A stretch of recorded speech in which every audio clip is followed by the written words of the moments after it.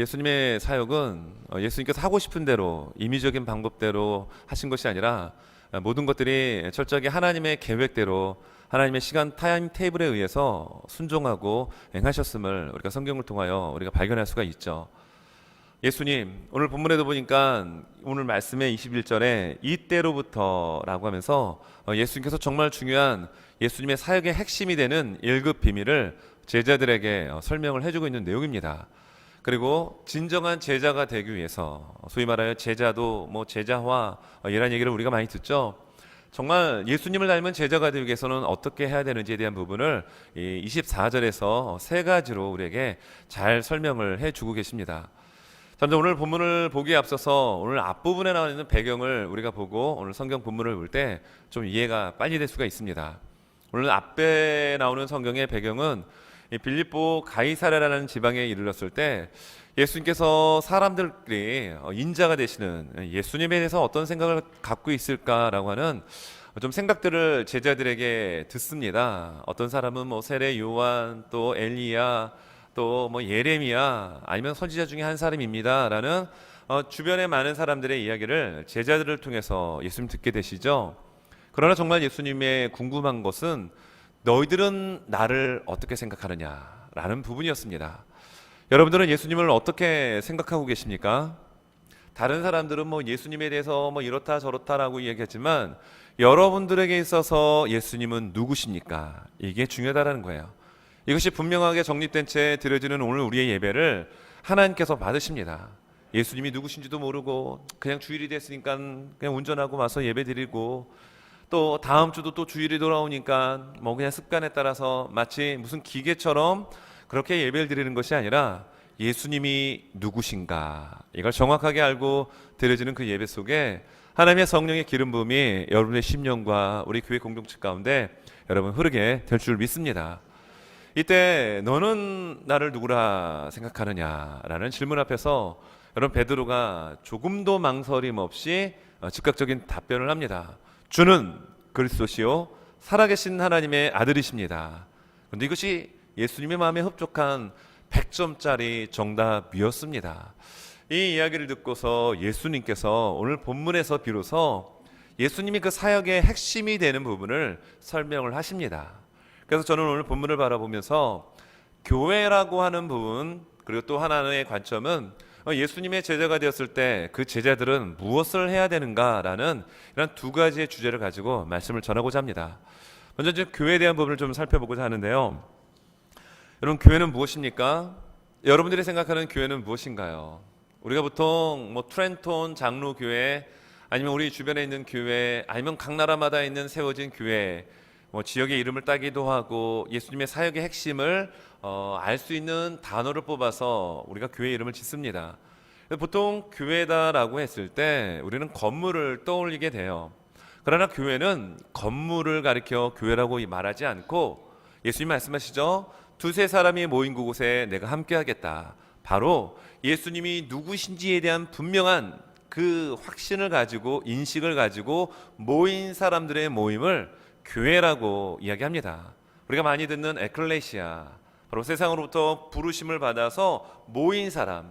근데 그 한두 사람이 서너 사람이 모인 그 모임 속에 내가 예수님이 누구신지를 분명히 알고 모여 예배를 드릴 때, 아니면 모임을 가질 때 그 모임을 일컬어 우리는 교회다라고 이야기할 수가 있습니다. 오늘 성경을 보면 18절에 이런 이야기를 합니다.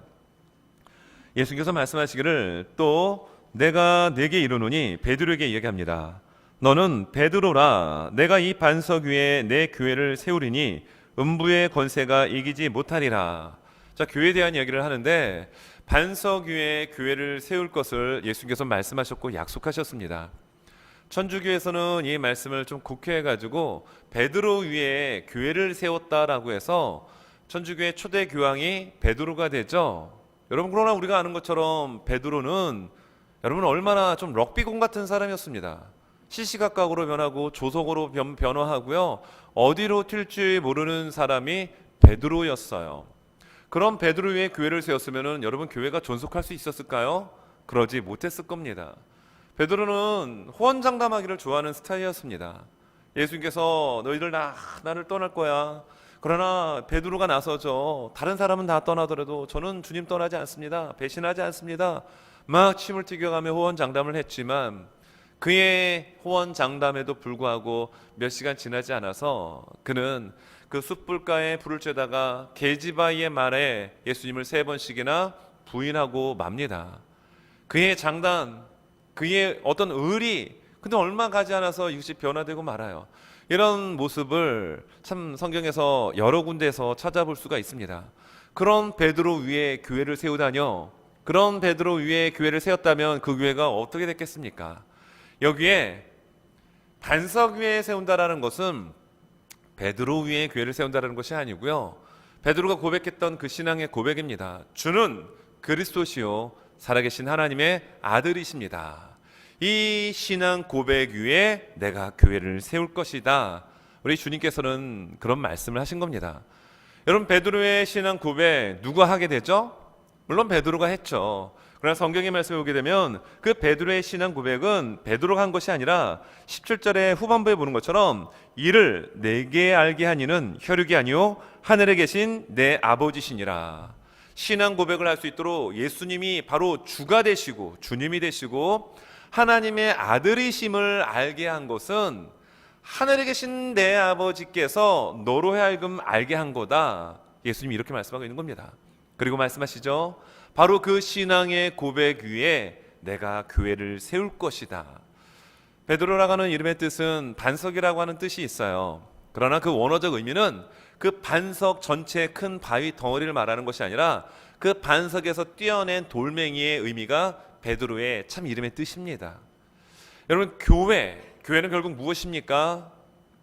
교회는 예수님이시죠. 그래서 우리가 기도할 때마다 주의 몸된 교회라는 표현을 참 많이 사용합니다. 교회는 주님의 몸입니다. 여러분, 성경에 보면 골로새서 1장 18절에서 이렇게 말씀하죠. 그는 바로 예수님입니다. 몸인 교회의 머리시라. 그가 근본이시요 죽은 자들 가운데서 먼저 나신 이시니 이는 친히 만물의 으뜸이 되려 하심이요. 여러분, 교회의 몸은 누구십니까? 예수님이십니다. 교회의 머리는 누구십니까? 예수님이십니다. 여러분, 우리 교회의 주인은 누구십니까? 예수님입니다. 교회의 어떤 주인은 어떤 특정 한 사람이 아니에요.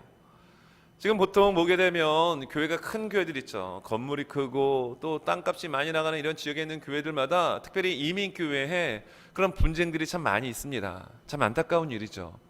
제가 잠시 있다가 왔던 LA 지역 같은 경우는 소위 말해 대형 교회들이 좀 많이 포진되어 있는 지역이기도 합니다. 한인들이 많이 있기 때문이죠. 건물들도 굉장히 화려하고 큰 교회들이 제법 있어요. 그런데 그 교회가 말 그대로 건물로만 보니까 이 교회의 주인이 나다 너다라고 하며 소송과 법정에까지 서게 되는 경우가 얼마나 많이 있는지 모릅니다. 여러분, 이러한 일들을 볼 때 여러분, 우리 하나님 얼마나 가슴 아프실까요? 교회의 주인은 바로 예수님이십니다. 교회는 건물이 아니라니까요. 지금 우리가 예배드리는 이 장소는 그래서 예배당이라고 이야기하는 겁니다. 교회는 예수님을 주님으로 고백하고 하나님의 아들로 고백한 자들의 신앙의 공동체, 신앙의 모임, 이것을 교회라고 이야기합니다. 여러분, 구약에 보면 성전이 나오죠. 성전을 중심으로 하여 그들은 모여서 절기를 지켰고 제사를 드렸고 하나님께 대한 신앙의 사랑의 고백을 드립니다. 그래서 이 성전이 3번 나와요. 3군데가 있죠. 첫 번째 성전이 솔로몬의 성전이었습니다. 그리고 두 번째 성전이 수룹바벨의 성전이죠. 세 번째는 오늘 성경에 나오는 헤롯 성전입니다.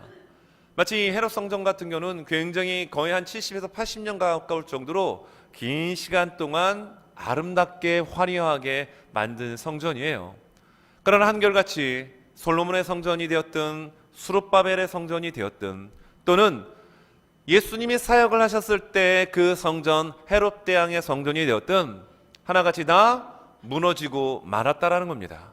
왜 그 성전, 하나님의 이름이 있는 곳, 그리고 하나님의 집인 그 성전이 왜 무너지고 말았을까요?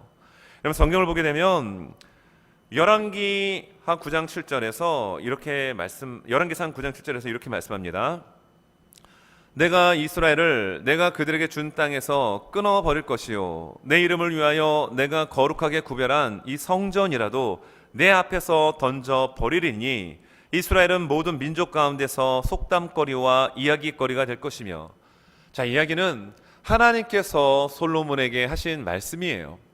그리고 그 앞부분에서는 너희가 법도를 떠나고 우상을 섬기게 되면이라는 단서 조항을 겁니다. 내 이름을 둔, 하나님의 이름을 둔 성전을 하나님 어떻게 하신다라고요? 버리시겠다, 던져버리겠다라는 표현을 왜 하십니까? 하나님의 법도를 떠나고 하나님을 사랑해야 될 하나님의 백성과 자녀들이 이 이방 신상들을 섬기고 그들에게 마음을 주었을 때 하나님의 성전까지도 하나님은 던져버리겠다, 이런 말씀을 지금 솔로몬에게 하고 있습니다.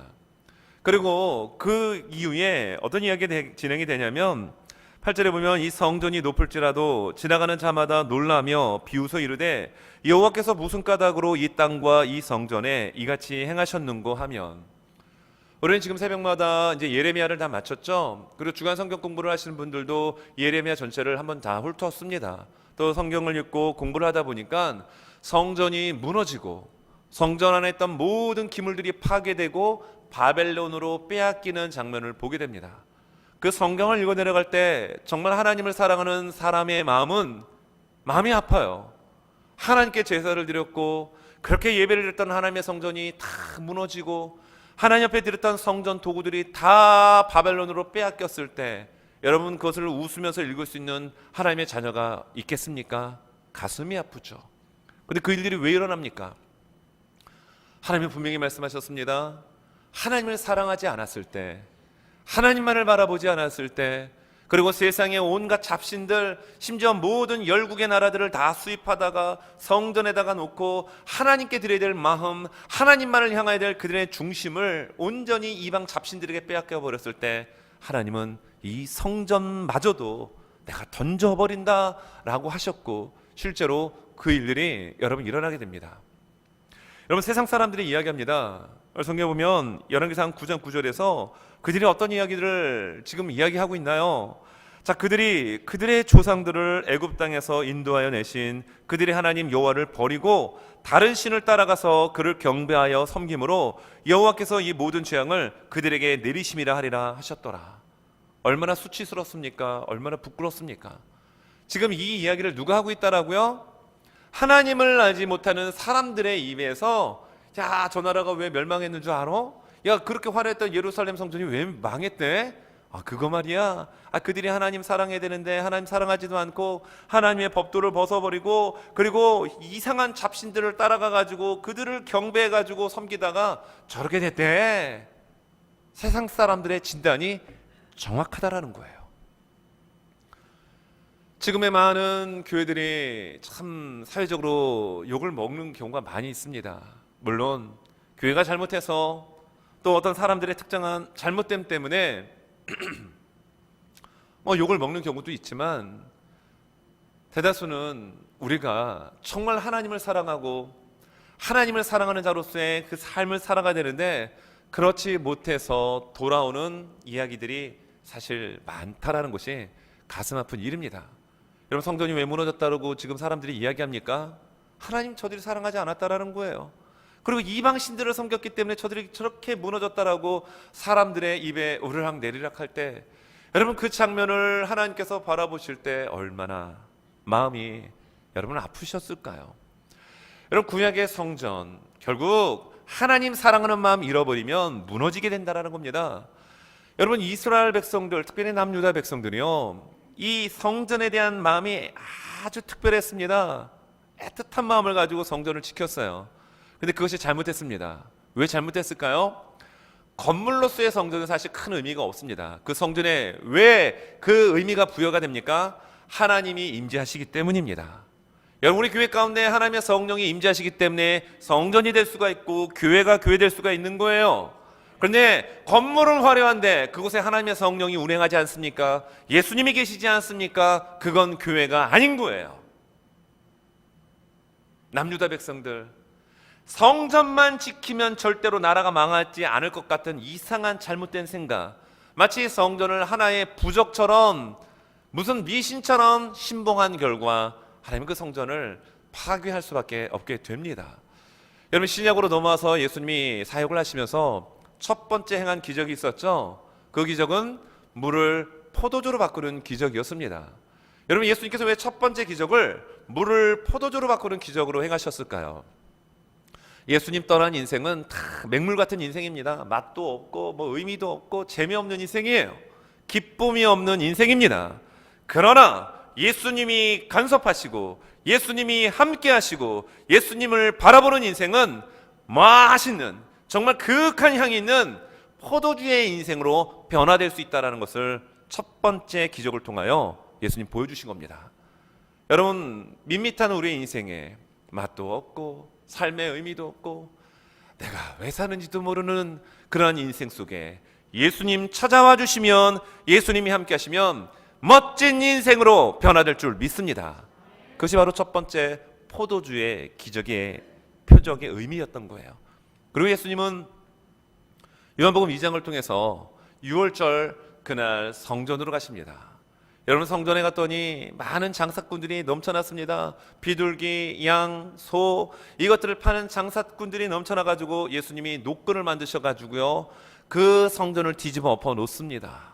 그러면서 예수님이 이렇게 말씀하십니다. 내 아버지의 집으로 장사하는 집을 만들지 말라. 성전을 예수님이 뭐라고 말씀하고 계십니까? 내 아버지의 집으로 장사하는 집을 만들지 말라. 예수님의 절규였습니다. 예수님의 의분이었습니다. 그렇게 아수라장이 된 성전 가운데 예수님은 이어서 말씀하십니다. 이것이 요한복음 2장 19절의 말씀입니다.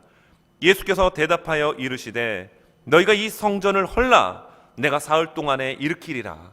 이 성전은 어떤 성전입니까? 헤롯 대왕이 근 70에서 80년 가깝게 만든 화려한 성전이었습니다. 성전 헐어버리라는 거예요. 내가 3일 만에 이 성전을 다시 세울 것이다. 자, 그럴 때 20절에서 유대인들이 이렇게 말합니다. 이 성전은 46년 동안의 지역권을 내가 3일 동안에 일으키겠느냐 하더라. 46년 동안 지금 짓고 있고요, 그로부터 30년 넘는 기간 동안 또한 계속해서 성전을 내부 공사를 통하여 건축하고 있는 아름다운 성전이었어요. 근데 그 성전을 무너뜨리라. 네가 어떻게 이거 지금까지만 해도 46년 동안 이 성전을 건축했는데 네가 지을 수 있느냐? 말도 안 되는 얘기 하지 마라 라고 예수님을 향하여 비난의 화살을 퍼붓습니다. 이때 예수님이 중요한 말씀을 하십니다. 이 말씀이 21절 말씀입니다. 그러나 예수는 성전된 자기 육체를 가리켜 말씀하신 것이라. 눈앞에 있는 성전, 화려한 성전, 모든 이들의 광경 죄의 명소가 되는 그 헤롯 성전 가운데 수많은 사람들은 거기에 의미를 부여했지만 예수님은 무엇을 말씀하고 있습니까? 이 성전 헐어버려라. 그리고 정말 예수님의 말씀처럼 그 성전은 AD 70년 로마 장군 티토에 의하여 돌 위에 돌 하나 남지 않도록 완전히 파괴되고 무너지고 말았습니다. 예수님이 그 성전 무너뜨려라. 내가 3일 만에 세울 것이다. 무슨 메시지입니까? 바로 21절에 말씀하고 있는 것처럼 그 성전은 무엇을 가리킨 거라고요? 예수님 자신을 가리킨 거예요. 여러분, 요한계시록으로 넘어가서 보게 되면 요한계시록 21장 22절에 이렇게 말씀합니다. 요한계시록 21장 같은 경우는 거룩한 성 예루살렘, 장차 우리가 정말 주님 앞에 서는 그날 우리가 들어가서 살아야 할 그 아름다운 그 하나님의 나라를 정말 판타스틱하게 묘사하고 있습니다. 여러분, 그 말씀을 보게 되면요, 그 성전의 규모와 그 넓이, 그리고 성전의 그 아름다움을 멋있게 표현합니다. 어떤 식으로 표현을 하냐면 이렇게 표현을 합니다. 그 성의 기초는요, 각각 보석으로 꾸밉니다. 벽옥으로 꾸미고요, 남보석으로 꾸미고 옥수와 녹보석, 홍만호, 홍보석, 그리고 다망옥, 비취옥, 그리고 청옥, 자수정, 진주, 황금, 유리, 이러한 것으로 꾸미고 있습니다. 와, 정말 생각만 해도 아름답지 않나요? 여러분, 여기 나오는 보석만 생각해도 정말 제가 볼 땐 보석공 하신 분들이 이 성경 읽으면 은혜가 많이 될 것 같아요. 온갖 보석들이 다 나옵니다. 저는 보석 아는 게 별로 없어요. 루비, 샤파이어, 에메랄드, 다이아몬드, 황금, 진주, 요 정도입니다. 이 정도만 돼도 여성분들 계속 가슴이 막 콩쾅콩쾅 뛰지 않나요? 야, 저 보석 중에 하나만 나에게만 주시면. 근데 그러한 보석들을요, 성전에 다닥다닥 붙여가지고 성전을 만들었다라는 거예요. 왜 이렇게 성전을 보석으로 이렇게 치장했다라고 만들었다라고 묘사할 수 있을까요?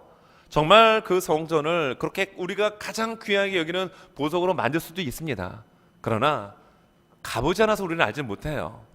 왜 이런 식으로 표현했을까요? 우리에게서 가장 값진 것이 보석이기 때문에 그렇게 아마 표현을 했지 않았을까 많은 학자들은 이야기합니다. 지금 성전에 대한 아름다움, 성전이 이렇게 멋진 곳이다라는 것을 지금 이야기합니다. 이 성전은 우리가 장차 들어갈 하나님의 나라를 상징하는 겁니다.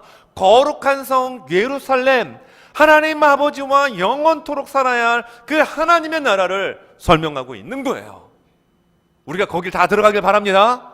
한 분도 빠짐없이 다 들어갈 수 있길 바랍니다.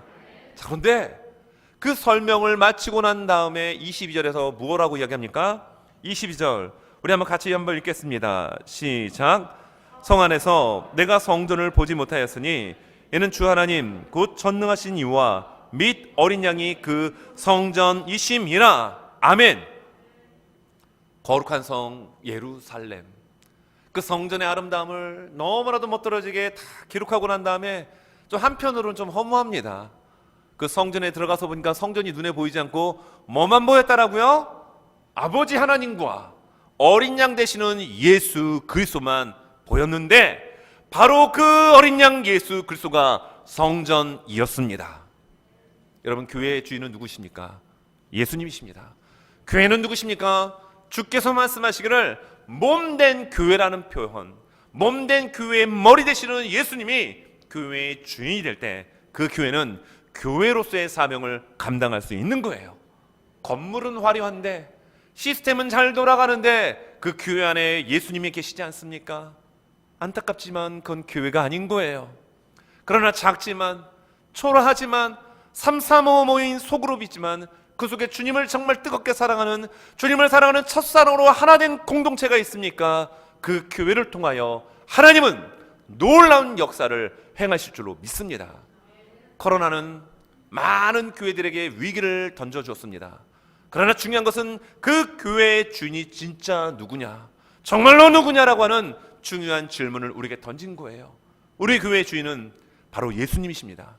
누구 한 사람이 아닌 바로 예수 그리스도가 주인이 되시고 예수님을 사랑하는 마음으로 하나 된 그 공동체를 통하여 하나님은 놀라운 역사를 이루어 가실 줄로 믿습니다.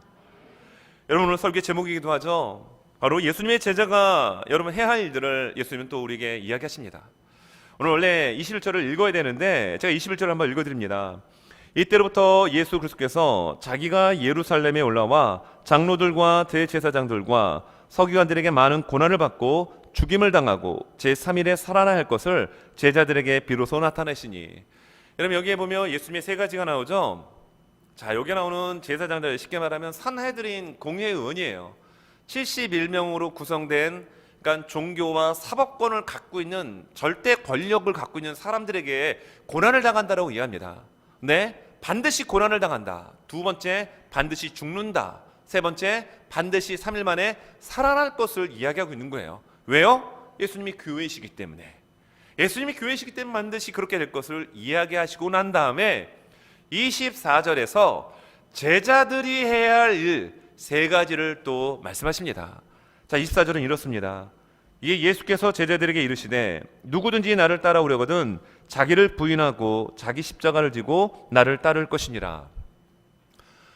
여러분, 우리가 예배를 드리면서 서로 옆 사람들 바라보면서 인사했습니다. 예수님을 닮은 제자가 됩시다. 여러분, 제자 성경 공부 참 많아요. 네, 성경 공부를 통해서 지식은 많아져서 머리는 커졌는데 삶은 없기 때문에 여러분 문제가 있는 겁니다. 여러분, 우리가 아는 만큼 우리의 삶의 적용과 실천과 예수님을 닮아가는 모습이 반드시 우리에게 있어야 합니다. 정말 예수님 사랑하십니까? 예수님 정말 사랑하십니까? 정말로 예수님 사랑하면 예수님 닮고 싶게 돼 있어요. 구약의 많은 세계의 성전들이 왜 무너지고 말았습니까? 하나님 사랑하는 마음 잊어버렸기 때문이에요. 껍데기만 남은 종교적 허울, 전통, 유전, 이것은 하나님의 원하시는 모습이 아닌 거예요. 정말로 예수님을 사랑하느냐? 그리고 예수님을 사랑하는 그런 마음이 있다라면 예수님 따라가고 닮아가고 싶은 마음이 자연적으로 있게 됩니다. 여러분, 예수님을 따라가는 제자들의 세 가지. 첫 번째, 오늘 보니까 자기를 부인해야 된다라고 이야기합니다. 성경에 보면 24절에 이렇게 나오죠. 자, 이에 예수께서 제자들에게 이르시되 누구든지 나를 따라오려거든 자기를 부인하고. 여러분, 자기를 부인한다는 것은 결국 무엇일까요? 내 생각 따라가지 말라라는 겁니다. 내 생각 따라가면은 결국 하나님의 뜻을 이룰 수 없게 됩니다. 여러분, 우리는 다 죄인입니다. 죄성을 갖고 있는 존재예요. 지금 이 시대는 어떻게 된 건지 교회에서 죄에 대한 부분을 이야기하는 것을 꺼려합니다. 그러나 성경은 분명히 죄에 대한 부분을 우리에게 이야기합니다. 우리가 죄를 이야기하지 않고 내가 죄인됨을 고백하지 않고 하나님의 은혜를 받을 수 있습니까? 구원받을 수 있습니까? 없어요. 그런데 세상은 온통 인문학적 방법, 심리학적 언어들로 도배를 하다 보니 그것이 자연스럽게 교회 내에 들어와 죄라고 하는 부분을 멋들어지게 포장하기를 좋아합니다. 그러나 성경은 분명히 우리는 죄인임을 이야기합니다. 죄인 된 생각을 가지고 따라가게 되면 어떻게 될까요? 성경은 로마서 8장 6절을 통하여 죄의 육신의 생각은 뭐라고 얘기하죠? 사망이라고 얘기합니다. 영의 생각은 생명과 평안이라는 겁니다. 육신, 죄의 경향을 갖고 있는 육신을 가지고 살아가게 되면요 반드시 사망으로 귀결됩니다. 거기에 도착될 수밖에 없어요. 그러므로 예수님, 진짜 제자 되기를 원하느냐? 그러면 자기를 부인하라라고 얘기합니다. 자, 베드로의 이 상황을 접목해서 설명을 드릴게요. 여러분, 베드로가 지금 위대한 신앙 고백을 했잖아요. 예수님도 너무 기쁘셨습니다. 주는 그리스도시요 살아계신 하나님의 아들이십니다. 얼마나 정말 멋진 100점짜리 정답을 베드로가 얘기했습니다. 그랬던 베드로가 예수님께서 21절에 내가 반드시 많은 고난을 받아야 되고 반드시 죽어야 되고 반드시 내가 3일 만에 살아나야 된다 라는 이야기를 듣자 그가 어떤 대답, 어떤 반응을 하게 되죠? 성경에 보니까 22절입니다. 베드로가 예수를 붙들고 항변하여 이르되, 여기에 항변하여라고 하는 단어는요 예수님을 막 꾸짖었다라는 거예요. 화를 냈다라는 겁니다. 아니, 그렇지 않아도 베드로는 성격이 다혈질에다가 막 목소리도 아마 컸을 것 같아요. 막 예수님께 막 호통을 치면서 예수님 그러시면 안 됩니다. 자, 그렇게 이야기합니다. 뭐라고 얘기합니까? 주여 그리마옵소서, 일이 결코 주께 미치지 아니하리이다. 근사하게 성경은 기록했지만 아마도 베드로가 예수님께 막 소리를 지르면서 절대 그래서는 안 된다라고 예수님을 아마 다그쳤을 거예요. 항변이라고 하는 그 단어의 뜻이 바로 그런 의미를 담고 있기 때문입니다. 이때 예수님 뭐라고 말씀하십니까? 만약에 제가 예수님의 입장이었다면 베드로가 참 고마웠을 것 같아요. 야, 그래도 베드로 네가 나를 생각하는구나. 내가 반드시 고난을 당해야 되고 죽어야 되고 막 이런 얘기를 했을 때 그래요, 예수님 잘 죽으십시오. 우리를 위해서 오신 주님 빨리 죽으십시오. 이랬으면은 인간적으로는 서운했을 텐데 베드로가 막 소리를 지르면서 예수님 그럴 수 없습니다. 예수님이 죽다뇨, 안 됩니다. 막 이랬으면 인간적으로 참 고마웠겠죠. 근데 예수님 뭐라고 지금 답하십니까? 23절에 보니까 베드로에게 이르시되 사탄아 내 뒤로 물러가라. 너는 나를 넘어지게 하는 자로다. 내가 하나님의 일을 생각하지 아니하고 도리어 사람의 일을 생각하는도다 하시고, 지금 죽지 마십시오, 죽다뇨, 고난을 당한다뇨, 그러시면 안 됩니다라고 만류했던 베드로를 향하여 예수님 뭐라고 표현하십니까? 사탄이라는 표현을 씁니다. 사탄아 물러가라, 내 뒤로 물러가라는 얘기입니다. 자, 베드로를 한번 생각해 볼까요? 베드로가 위대한 신앙의 고백을 했죠. 그 신앙의 고백은 누가 할 수 있도록 도와주셨다라고요? 아버지께서 하신 일이라고 예수님 말씀하셨습니다. 자, 그런데 지금 그렇게 어찌됐든 간 베드로가 그 고백을 했잖아요. 아버지께서 도와주셨기 때문에 그런 고백을 할 수 있었지만 어찌됐든 간에 그 고백은 베드로의 입에서 나왔습니다. 그러니까 베드로의 신앙 고백이죠. 그런데 정말 시간이 얼마 지나지 않았어요. 지금 같은 선상에서 이야기가 진행되고 있습니다. 그러면서 예수님께서 1급 비밀, 정말 오늘 성경에 보면 20절에는 너희가 결코 누구에게든지 아무에게든지 이 말을 해서는 안 된다라고 경고까지 하셨습니다. 1급 비밀입니다. 그 1급 비밀을 살짝 오픈하자마자 베드로가 어떻게 얘기합니까? 그렇게 하면 안 됩니다. 근데 예수님이 뭐라고 말씀하십니까? 사탄이라고 얘기합니다. 이 얘기는요 베드로가 사탄이라는 얘기가 아닙니다. 무슨 얘기죠? 베드로가 하는 이야기가 사탄이 생각하고 있는, 사탄이 계획한 일을 베드로가 지금 말하고 있는 거예요. 베드로가 무슨 얘기했죠? 십자가에 죽다뇨. 아니, 죽으시면 안 됩니다. 이 얘기를 하고 있는 거예요. 그런데요, 여러분 마태복음 4장에 보면 예수님께서 공생애를 시작하시기 전에 40일 동안 광야에서 금식을 하십니다. 그리고 금식이 끝나자마자 마귀가 와서 예수님을 3번 시험하죠. 첫 번째 시험은 떡을 만들어서 먹으라는 거예요. 돌멩이 하나 놓고서. 배고프니까. 그러니까 마귀는요, 가장 연약한 부분을 공격합니다. 그리고 두 번째는 성전 꼭대기에다 놓고 떨어지라는 겁니다. 네가 하나님의 아들이면 천사가 너를 받들 거다. 아니, 시편의 말씀까지 인용하면서 예수님을 미혹합니다. 시험에 빠지게 합니다. 기록된 말씀으로 예수님 다 물리쳤어요. 세 번째 시험은 높은 곳에 가서 열국이 다 보이는 곳에 보여주고 난 다음에 내게 엎드려 경배하라는 얘기입니다. 그럼 이 모든 거 주겠다라는 얘기예요. 무슨 얘기죠? 굳이 십자가에 죽을 필요 없잖니. 왜 그렇게 고난을 해? 그 힘든 가시밭길을 걸어가려고 하니 내게 경배해. 그럼 너 죽지 않고도 이 세상 모든 거 다 내게 주겠다. 새빨간 거짓말이죠. 마귀는 거짓말의 앱입니다. 예수님은 말씀, 기록된 말씀으로 사탄아 물러가라라고 하며 주 하나님만 경배할 것을 말씀하셨죠. 여러분, 사단은요, 예수님이 십자가에 달려 죽는 것, 그리고 하나님의 자녀를 구원받게 하는 일을 못하게 막는 것이 사단의 일입니다. 근데 지금 베드로가 어떤 얘기를 하고 있어요? 그 이야기를 하고 있는 겁니다.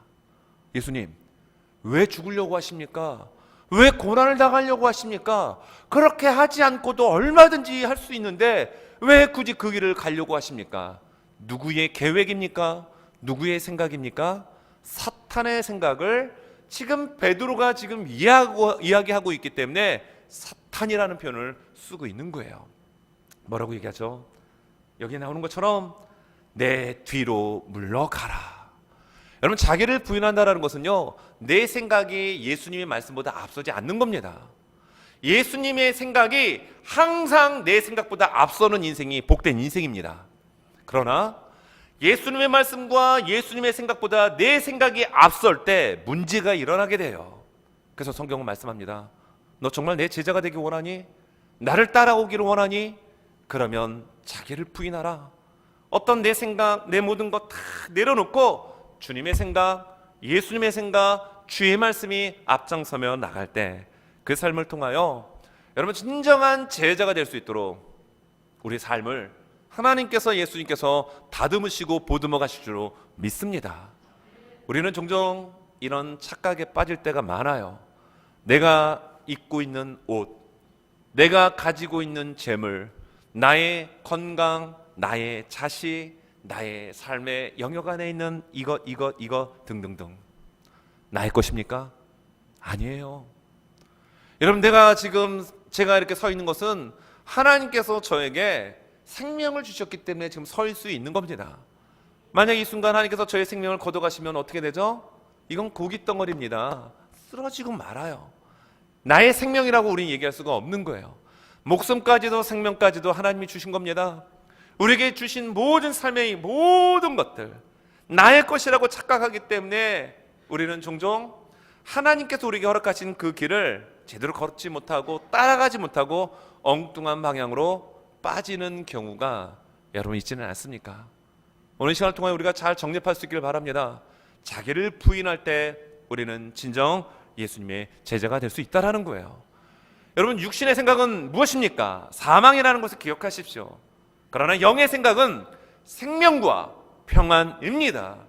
여러분들의 마음속에 하나님의 평안이 늘 가득할 수 있기를 예수님의 이름으로 축원합니다. 우리 안에 평안이 있다는 것은요, 내가 지금 하나님의 성령의 지배를 받고 있다는 증거이기도 합니다. 그런데 뭔가 계획을 했어요. 뭔가 일도 잘 진행이 됩니다. 정말 막 고속도로가 열리는 것처럼, 홍해가 열려지는 것처럼 일들이 잘 풀려집니까? 그런데 내 마음 한켠에 두려움이 생기고 왠지 염려가 생기고 걱정이 밀려옵니까? 여러분, 한번 잘 점검해야 합니다. 내가 이 일들을 계획하고 결정을 내렸을 때 나의 생각에서, 죄의 성향을 따르는 육신의 생각에서 내가 이것을 결정했던 건가? 아니면 정말 하나님의 성령, 하나님의 영의 생각 가운데 내가 이것을 결정했는가? 여러분, 한번 그것을 꼼꼼하게 점검해야 될 필요성이 있습니다. 여러분, 예수님의 진정한 예수 닮는 예수쟁이와 제자가 되기를 원한다면 첫째, 자기를 부인하는 이 첫 번째 단추를 잘 꿰일 수 있기를 바랍니다. 여러분, 두 번째는 무엇입니까? 자기 십자가를 지라고 예수님은 말씀합니다. 여기에서 지금 예수님 따라오라고 얘기하고 있죠. 두 번 표현 나옵니다. 그런데 이미 그 말씀은 마태복음 4장에서 예수님께서 고기를 잡는 제자들 말씀을 통하여 그들을 초대합니다. 너희로 하여금 사람 낚는 어부가 되게 할 터이니 나를 따르라, follow me 말씀하셨어요.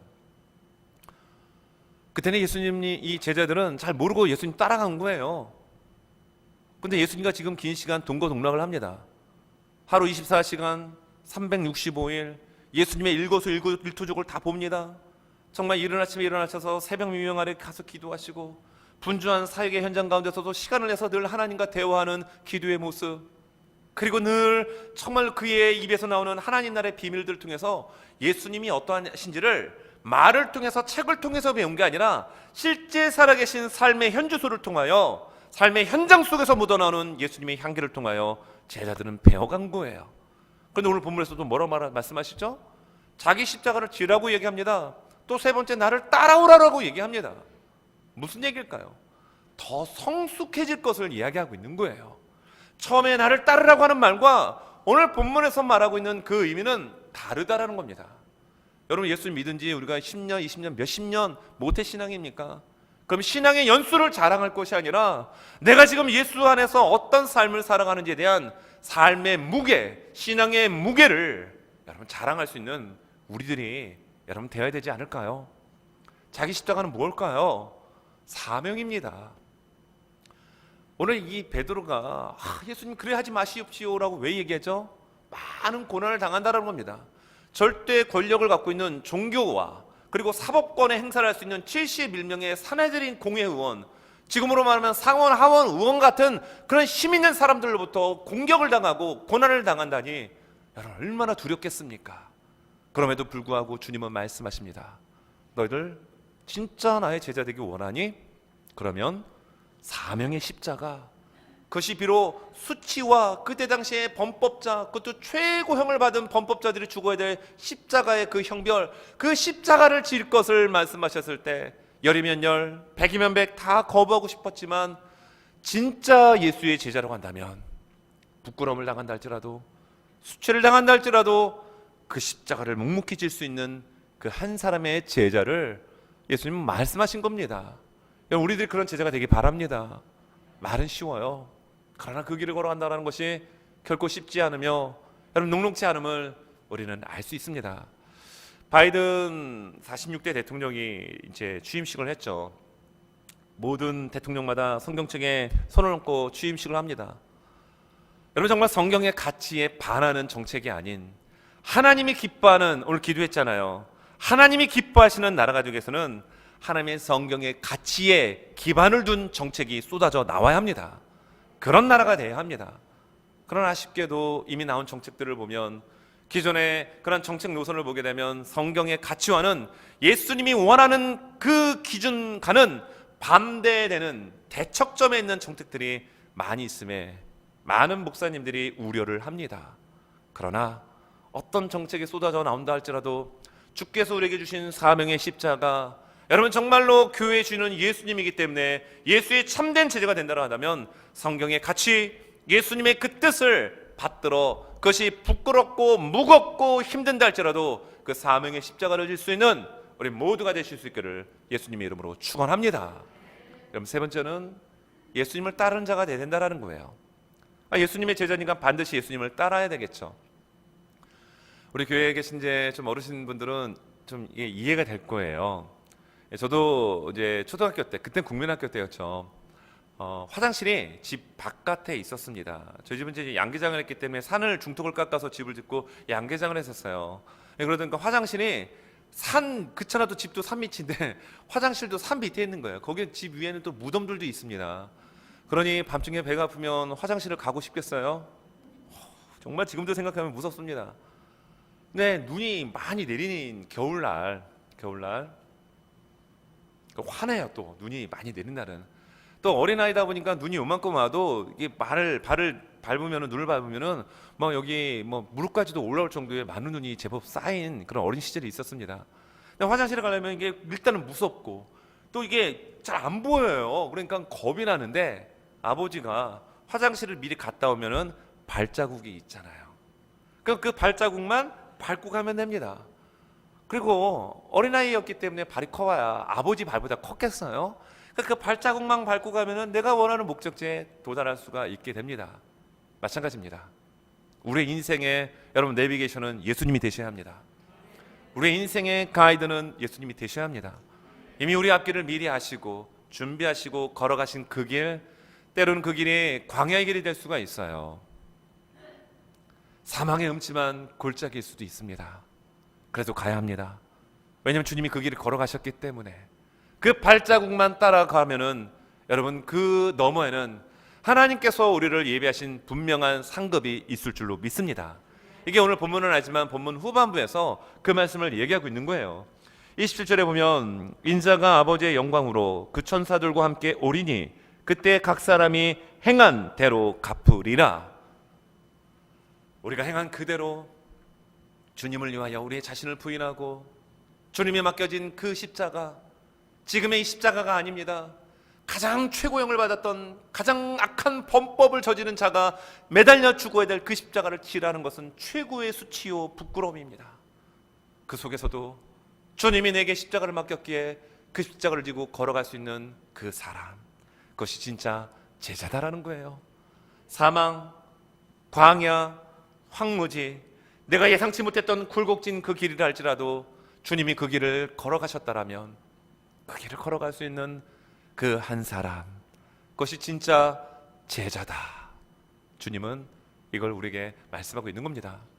말씀을 정리하면서 여러분 요새는 많은 SNS가 발달했죠. 그래서 뭐 엄청나게 많은 앱들이 많습니다. 대표적으로 뭐 페이스북부터 해가지고 많은 것들이 있습니다.